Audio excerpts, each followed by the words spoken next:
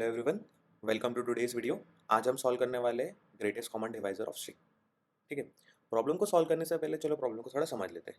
Problem दिख easy रही है बट मेरे हिसाब से ये मीडियम लेवल की प्रॉब्लम है। ठीक है। तो प्रॉब्लम को समझते हैं। सबसे पहले हमें दिया हुआ है कि दो स्ट्रिंग एस और टी को हम ये बोल सकते हैं कि एस डिवाइड्स टी अगर एस को हम इस फॉर्म में लिखे कि एस बनता है एन नंबर ऑफ टी को कंकैटिनेट करने से। ठीक है। तो अगर आप टी को एन टाइम्स कंकैटिनेट करोगे तो वो एस बन जाएगा। तब हम ये कह सकते हैं कि भैया जो टी है वो एस को डिवाइड करता है। ठीक है। तो दो स्ट्रिंग्स दे रखी है आपको इस क्वेश्चन में। ये पहले उसने बैकग्राउंड दिया है कि दो स्ट्रिंग डिवाइड कैसे होती है और उनको हम कैसे बोल सकते हैं कि दो स्ट्रिंग डिविजिबल है। करेक्ट। अब उसने ये हमें बैकग्राउंड दिया है और क्वेश्चन में दूसरा पार्ट ये दे रखा है कि दो स्ट्रिंग्स है str1 और str2। हमें उन दोनों का जीसीडी निकालना है, मतलब लार्जेस्ट स्ट्रिंग सच दैट। तो लार्जेस्ट स्ट्रिंग सच दैट जो दोनों को डिवाइड कर दे। ठीक है। तो यार इसको समझते हैं। अब सबसे पहले हमारे पास इसके लिए सबसे पहले हम एग्जांपल 2 को देखते हैं। हमारे पास जैसे ए बी दे रखा है, ये एक स्ट्रिंग होगी और दूसरी स्ट्रिंग होगी A B A B A B. ठीक है। तो इसमें अगर आप देखोगे तो इसमें टी हो सकता है दो दो बन सकते हैं टी। एक बन सकता है ए बी और एक बन सकता है ए बी। क्यों? क्योंकि अगर आप इस छोटे वाले ए बी को दो बार रिपीट करोगे तब भी ए बी बन जाएगा और आप इस वाले को अगर एक बार रिपीट करोगे तब भी ये बन जाएगा। करेक्ट। वही आप जब इसे देखोगे तो यहाँ पर बन सकते, यहाँ पर भी दो बन सकते हैं। यहाँ पे या तो ए बी बन सकता है, यहाँ पे A B A B A B बन सकता है। क्यों? अगर आप इसे तीन बार ऐड करोगे तो आपको ये स्ट्रिंग मिलेंगी और अगर आप इसे एक बार ऐड करोगे तो आपको ये स्ट्रिंग मिलेगी। ठीक है। तो हमें इन दोनों का कॉमन निकालना है, मतलब कॉमन है जो इन दोनों को, जो ऐसा ऐसा सबस्ट्रिंग जो इन दोनों को डिवाइड करे। तो अगर हम देखेंगे इस एग्जांपल से तो हमें पता चल गया कि भैया ए बी जो है इन दोनों को डिवाइड कर रहा है। ठीक है। तो वो हमारा जीसीडी होगा। करेक्ट। अब वैसे ही एग्जाम्पल 3 में हमें दे रखा है, एग्जाम्पल 3 में हमें दे रखा है लीड और हमें दे रखा है कोड। ठीक है। तो अगर आप लीड कोड को ध्यान से देखोगे तो यार ऐसी कौन सी सबस्ट्रिंग है जिसको मैं रिपीट करूंगा सच दैट कि वो लीड बन जाए? मुझे तो सिर्फ लीड ही लग रहा है कि अगर आप लीड को एक बार ऐड करोगे तो वो बन जाएगा आपका lead. Same same goes with code. Code को भी अगर आप सिर्फ कोड को एक बार, कोड ही सबस्ट्रिंग है जिसको आप एक बार कंकैटिनेट करोगे तो वो कोड बन जाएगा। ठीक है। तो यार इन दोनों में हम जीसीडी क्या निकालेंगे? तो जीसीडी अगर आप देखोगे, आप एम्प्टी स्ट्रिंग के साथ अगर लीड को ऐड करोगे तो लीड बनेगा और यहाँ पर भी आप एम्प्टी स्ट्रिंग के साथ कोड को ऐड करोगे तो भी लीड बनेगा। तो उस केस में हमारे पास जीसीडी क्या निकलेगा? Empty string. तो यार इसको थोड़ा इंटीजर्स के टर्म्स में समझते हैं। तो इंटीजर्स के टर्म्स में अगर हम देखें तो ये वो केस है कि दो प्राइम नंबर हुए। तो दो प्राइम नंबर एज इफ 11 और 13। इन दो प्राइम नंबर्स का कौन डिवाइजर है? वन और इटसेल्फ। तो इटसेल्फ क्योंकि ये दोनों नंबर सेम नहीं है तो ये खुद से तो डिवाइड हो नहीं सकते। करेक्ट। तो इन दोनों का डिवीजन किससे होगा? इन दोनों का जो जीसीडी होगा या एचसीएफ, हाईएस्ट कॉमन फैक्टर क्या होगा? सिर्फ वन ही होगा। तो हमारे लिए जो एम्प्टी स्ट्रिंग है वो इक्विवेलेंट है इंटीजर्स के लिए जो वन होता है उससे इक्विवेलेंट है। ठीक है। तो ये तो हमें समझ में आ गया। तो यार अगर हम देखें तो बेसिकली हमें जीसीडी निकालने के लिए सबसे पहले ये चेक करना पड़ेगा क्या वो प्राइम वाले केस में फॉल कर रहा है या नहीं कर रहा है। अगर प्राइम वाले केस में वो फॉल कर रहा है देन हम उसका जीसीडी निकालेंगे नहीं, डायरेक्टली हम एम्प्टी स्ट्रिंग पास कर देंगे। और अगर वो प्राइम वाले केस में नहीं फॉल कर रहा है तो हम जीसीडी निकालने की कोशिश करते हैं। करेक्ट। तो यार इसको हम कैसे कर सकते हैं? देखो, इसके लिए ना बहुत एक छोटी सी ट्रिक है, बहुत सिंपल सी ट्रिक है। एक छोटा सा इफ कंडीशन ये है, वो थोड़ा सा जब आपको पता चलेगा तो आपको लगेगा कि यार कैसे हो गए, बट बहुत ईजी सा है। होता क्या है, अगर आप एक छोटा सा एग्जांपल देखो कि अगर दो स्ट्रिंग्स हैं, दो स्ट्रिंग्स ऐसी स्ट्रिंग्स से बनी हुई है, एक सब स्ट्रिंग से ही बनी हुई है। करेक्ट। तो अगर आप इस एग्जांपल को देखोगे, ये ए बी है तो ए बी भी अगर छोटे वाले ए बी मतलब ए बी को टू टाइम्स मल्टीप्लाई करने से बनी है। करेक्ट। और ये वाला ए बी को अगर थ्री टाइम्स मल्टीप्लाई करने से बड़ी। करेक्ट। तो अगर मैं इन दोनों स्ट्रिंग्स को ऐड करता हूँ, इन दोनों स्ट्रिंग्स को अगर मैं ऐड करता हूँ तो भी मुझे क्या मिलेगा? ए बी जो सिक्स टाइम बना है। करेक्ट। अगर मैं लेट से एक पहले वाले को लेता हूँ, ए बी और ए बी। ठीक है। फिर मैं दूसरे वाले ए बी को लेता हूँ, ऐड करता हूँ A B A B A B. Correct. वही मैं अब दूसरे वाले ए बी को पहले ऐड करता हूँ, A B A B A B. Correct. और उसके बाद में वापिस से पहले वाले ए बी को ऐड करता हूँ। तो अब कुछ दिखा आपको? हमने इन दोनों ए बी को ऐड करा, बट स्टिल जो नई स्ट्रिंग बनी, ये नई स्ट्रिंग इक्वल है। क्यों? क्योंकि बना इस ए बी से ही है ना। आपने इसे 2 बार मल्टीप्लाई करा तो ये भी बना, 3 बार मल्टीप्लाई करा तो ये बना, आपने इसे 3 बार मल्टीप्लाई करा और 2 बार मल्टीप्लाई, एट द एंड तो वो यही बनना है, करेक्ट। अगर इनमें कोई जीसीडी है, अगर इनमें कोई कॉमन सबस्ट्रिंग है जिसको रिपीटेडली ऐड करने से, कंकैटिनेट करने से आपको एक नई स्ट्रिंग बनेगी, आपको वही स्ट्रिंग मिलेगी। तो इससे हम पता कर सकते हैं कि अगर ये कंडीशन है जिसमें आप str1 को str2 में ऐड करते हो सच, और str2 को str1 में जब ऐड करते हो, और अगर ये दोनों इक्वल है, तब हम बोल सकते हैं कि जीसीडी पक्का है, जीसीडी पक्का है। और अगर इन दोनों को इक्वल करने से नहीं मिलता है कुछ, तो हम बोल देंगे कि भैया जीसीडी इक्वल नहीं है।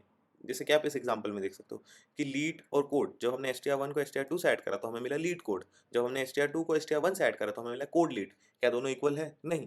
तो उस केस में हम बोल सकते हैं कि जीसीडी पॉसिबल नहीं है, और उस केस में हम डायरेक्टली एम्प्टी स्ट्रिंग को पास कर देंगे। ठीक है, तो ये हमारे पास एक बेसिक कंडीशन आ गई कि चलो भैया हमें ये तो पता चल गया कि जीसीडी पॉसिबल है या नहीं है। जिसमें पॉसिबल है हम उसमें जीसीडी देंगे, जिसमें पॉसिबल नहीं है उसमें हम एम्प्टी स्ट्रिंग देंगे, करेक्ट। तो हमने प्रॉब्लम तो सॉल्व कर ली। अब हम जीसीडी निकाल कैसे रहे हैं? तो अगर हम जीसीडी को देखें तो स्ट्रिंग का जीसीडी और इंटीजर का जीसीडी है, उसमें कोई ज़्यादा डिफरेंस नहीं। क्योंकि अगर आप देखो कि अगर आपके पास ऐसा एग्जांपल होता कि आपको 2 और 6 का जीसीडी निकालना है या हाईएस्ट कॉमन फैक्टर निकालना है, तो आप क्या बोलते हैं? आप बोलते हैं इसका जीसीडी 2 होगा। ये आपने कैसे निकाला? आपने क्या करा, 1 से लेके इन दोनों के मिनिमम तक आपने इटरेट करा, और आपने हर नंबर से कोशिश करा डिवाइड करने का, और हाईएस्ट नंबर जिसने इन दोनों को डिवाइड करा सच दैट उनका जो रिमाइंडर है वो 0 आ गया, तो आपने उसको आपका जीसीडी बना लिया, और जो हाईएस्ट नंबर आपको मिला वो आपने एज जीसीडी रख लिया। तो अगर आप इसमें देखोगे तो इसमें अगर इसका जीसीडी 2 है, तो 2 से अगर मैं लिखूंगा तो 2 इंटू 1 आपको 2 दे देगा, और 2 इंटू 3 आपको 6 दे देगा। तो इनमें जीसीडी क्या हो गया? 2 हो गया। तो अगर आप देखोगे यहाँ पर भी तो हम वही कर रहे हैं, यहाँ पर भी हमारे लिए जो सबस्ट्रिंग है ए बी, ए बी को अगर 2 टाइम्स मल्टीप्लाई करा तो हमें ए बी मिल गया, और अगर हमने ए बी को 3 टाइम्स मल्टीप्लाई करा तो हमें ए बी मिल गया। तो ये भी उसी तरीके से आ रहा है। तो हम कैसे निकाल सकते हैं? देखो, इसके लिए तरीका बहुत ईजी है कि आपको पता है जब इन दोनों स्ट्रिंग्स को ऐड करने पर वो इक्विवेलेंट आ रही है, मतलब कोई ना कोई जीसीडी इन दोनों में कॉमन ही होगा। तो आप एक काम करो, आप इनकी लेंथ लो, दोनों की, str1 की और str2 की, और उन दोनों का जीसीडी निकाल लो। ठीक है, अगर लेंथ का आपने जीसीडी निकाल लिया, जैसे कि इस केस में आपको दे रखा है 2, सॉरी 4, और इस केस में आपको दे रखा है 6। तो 4 और 6 का क्या जीसीडी आएगा? 4 और 6 का जीसीडी आएगा 2। तो आपको पता चल गया कि 4 और 6 का जीसीडी 2 है। तो आपने क्या करा, जैसे ही आपको जीसीडी मिला, आपने दोनों में से str1 या str2 में से किसी एक में से भी आपने वो सबस्ट्रिंग निकाल दी। आपने बोला कि भैया अगर मेरा 2 है तो ए बी का मुझे सबस्ट्रिंग दे दो टिल 2, जो कि आंसर होगा ए बी, और ए बी ही आपका जीसीडी होगा स्ट्रिंग का, करेक्ट। तो ये आपका प्रॉब्लम सॉल्व हो गई। कैसे हुई? क्योंकि हमने कुछ नहीं करा, हमने जीसीडी निकाला किस पे? लेंथ पे, और उस लेंथ का सबस्ट्रिंग हमने एज अ हमारा जीसीडी पास कर दिया। और ये हम कैसे पता कर पाए? क्योंकि हमने सबसे पहले ये चेक करा कि जीसीडी पॉसिबल है या नहीं है। वो कैसे करा? str1 और str2 को ऐड करा, फिर हमने str2 और str1 को ऐड करा और चेक करा कि वो इक्वल है या नहीं है, करेक्ट। अब जीसीडी, आई होप जीसीडी निकालने के बहुत सारे तरीके आपको वो पता होंगे। जैसे हमने ऊपर डिस्कस करा कि हम 0 से लेके इन दोनों के मिनिमम तक जाएंगे और हर एक में चेक करेंगे, ठीक है। तो अगर हम यहाँ तक ये वाले अप्रोच लेते तो क्या टाइम कॉम्प्लेक्सिटी होंगी? उसकी टाइम कॉम्प्लेक्सिटी होंगी order of N, big O of N, correct. क्योंकि हम 0 से मिनिमम तक जा रहे हैं, जो भी इन दोनों में मिनिमम है, तो जो कि ठीक है, बुरी नहीं है, बहुत अच्छी है। बट हम इसको ऑप्टिमाइज कर सकते हैं, हम इसको लॉग ऑफ मिनिमम ऑफ दोनों m कॉमा n कर सकते हैं, ठीक है। ये हम कैसे कर सकते हैं? ये हम कर सकते हैं कि हम एक काम करें कि जैसे कि अगर आपके पास 2 और 6 है, ठीक है, तो हम क्या करें, हम सबसे पहले इन दोनों में से जब हम इनसे डिवाइड करें तो इन दोनों का जो रिमाइंडर बचेगा हम उसे पास करें, रिकर्सिवली या इटरेटिवली चेक करते जाएं। तो अगर आप देखोगे यहाँ पे 6 है, यहाँ पे 2 है, तो अगर इन दोनों में हम आए और हमने देखा कि हाँ यार, आप क्या करो, एक बार 2 से इसको डिवाइड करो, तो इसका रिमाइंडर क्या आया? 0, और आप इस 2 को ही पास कर दो। और जैसे ही आपको रिमाइंडर 0 मिला, ये जो इंटीजर आपके पास बचा है ये आपका जीसीडी हो गया, करेक्ट। तो अगर आप देखोगे तो ये लॉग, क्योंकि हम डिवाइड कर रहे हैं तो आपको पता ही होगा कि जब भी हम डिवाइड करते हैं तो जो इटरेशन है वो लॉग टाइम चलती है, ठीक है। तो उस केस में हमारी time complexity log of minimum of M और एन, मतलब इन दोनों में से जो भी मिनिमम होगा उसका लॉग हो जाएगा, ठीक है। और जो स्पेस कॉम्प्लेक्सिटी, क्योंकि हम कोई एक्स्ट्रा स्पेस नहीं ले रहे हैं, तो space complexity big O of 1 हो जाएगा, ठीक है, तो टाइम और स्पेस कॉम्प्लेक्सिटी हो सकता है।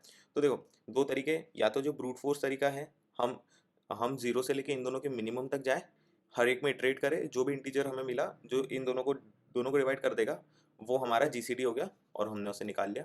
या फिर ऑप्टिमाइज कर ले कि हम उसके लॉग करें, वो कैसे करेंगे, हम इसको इससे डिवाइड करेंगे और इसके रिमाइंडर को नेक्स्ट टाइम सेट करेंगे, फिर रिमाइंडर से देखेंगे क्या ये पॉसिबल है या नहीं, तो हमें वो जीसीडी मिल जाएगा। करेक्ट। तो आई होप आप लोग को समझ में आ गया होगा। तो लेट्स कोड। और तो चलो हम इसे कोड करते हैं। ठीक है, तो जैसा कि हमने डिस्कस करा, सबसे पहले हम ये चेक करेंगे कि जीसीडी पॉसिबल है या नहीं है। करेक्ट, हम सबसे पहले चेक करेंगे, चेक जीसीडी पॉसिबल और नॉट। ठीक है, तो उसके लिए हम क्या करेंगे, if str1 plus str2 equals to str2 plus str1, तो हम बोल देंगे कि जीसीडी पॉसिबल है। करेक्ट। एल्स अगर इन दोनों में जीसीडी पॉसिबल नहीं है तो हम क्या रिटर्न करेंगे, तो हम एम्प्टी स्ट्रिंग को रिटर्न कर देंगे। करेक्ट। अगर जीसीडी पॉसिबल है तो हमने क्या बोला था, हमने बोला था कि भैया आप गेट दी जीसीडी ऑफ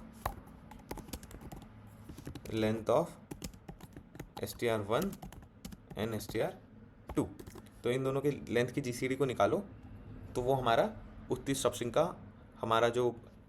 का उसका जो सबस्ट्रिंग होगा, मतलब उतनी लेंथ की जो सबस्ट्रिंग होंगी वो हमारा जीसीडी ऑफ स्ट्रिंग हो जाएगा। करेक्ट।